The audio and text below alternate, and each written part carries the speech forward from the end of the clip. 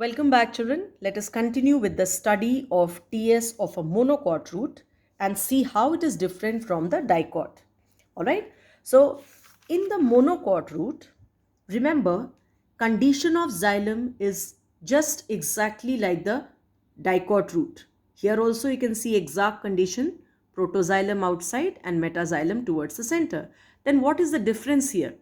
Number one, the xylem strands are greater in number than found in the dicot. Here you can see they are between 6 to 12. Count it yourself starting from here.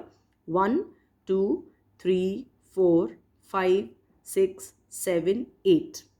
8 xylem radial strands can be seen and the category says it's between 6 to 12. So very much true it is. And remember, as many xylem you're drawing, equal number of phloem tissues are alternating. So count phloem also, there will be 8.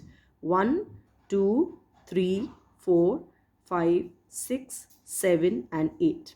So equal number of phloem tissues, right? So this is the first point of difference, that xylem strands are greater in number than the dicot root. Here they were less, 2 to 6, and here they are 6 to 12. What is the other difference? The other difference is pith. The center of the root is well developed as compared to the previous dicot root where it is poorly developed as a small area. The other structures are more or less the same. So let us see. In a monocot root, we are studying this under a maize root. Cut a thin transverse section of the material, stain with saffron in fast green combination, mount in glycerine and study.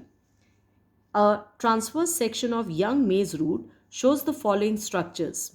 The others are same. Epiblemma is the outermost layer. Single outermost layer of thin-walled cells which give rise to unicellular root hairs. You can see here the epiblemma, the outermost, also called as the piliferous layer, is giving out single celled root hairs. Followed next is the cortex, once again parenchymatous cells, right? Several layers of loosely arranged parenchymatous cells with distinct intercellular spaces can be seen.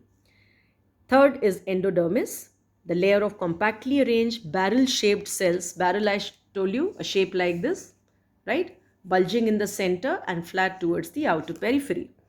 So these have Casparian thickenings on the radial and tangential walls, except the few cells which are against protoxylem elements and are thin-walled. These are called passage cells. So if you talk about the diagram here, then the endodermis, that is this outer circle or bold line, this has radial and tangential thickenings called Casparian bands. But those cells of endodermis which are opposite protoxylem, like here, here, or here, or here, and so on. So those regions will be without the thickenings and thus called passage cells. The function is same, allowing the movement of water and minerals picked up by the root hairs, then through the epiblemma, cortex, and then endodermis, transporting them inside through pericycle and then reaching the xylem. So pericycle follows the endodermis and is composed of single layer of compactly arranged thin-walled cells. Then finally we come to the vascular tissue, that is xylem and phloem. It shows a radial arrangement, 6 to 12 strands of xylem alternating with as many phloem strands. That means equal number of phloem. Xylem is exact. In between xylem and phloem strands, parenchymatous conjunctive tissue is present. So this all is exactly the same, children. Like here you had seen conjunctive tissue that is present between xylem and phloem. So it is present here, conjunctive between the xylem and the phloem. Pith is well developed, consisting of loosely arranged parenchymatous cells, and the cells are rich in starch grains. So here the pith is much better developed than the dicot root and it is rich in starch grains.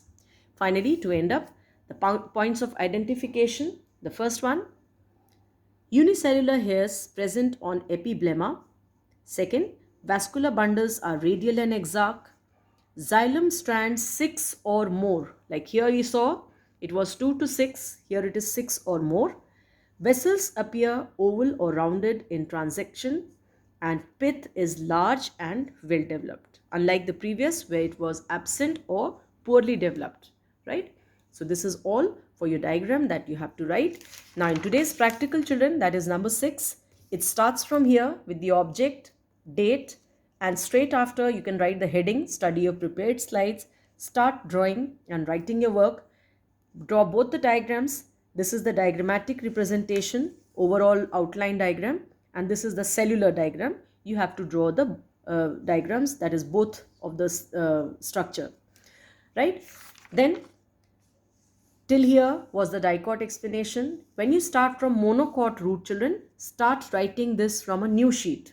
The practical is the same, number 6 only, but try to finish dicot up till here in one section, and this heading should be from a new sheet, TS of young root, that is a monocot root, and then start writing on the right side all this till here, and the diagram, that is both the structures, to be drawn on the left side. So that's all for just now, children. This will be practical number 6, and complete this work by 26th, that you will be submitting it as an assignment on the Google Classroom. That's all for just now. Thank you.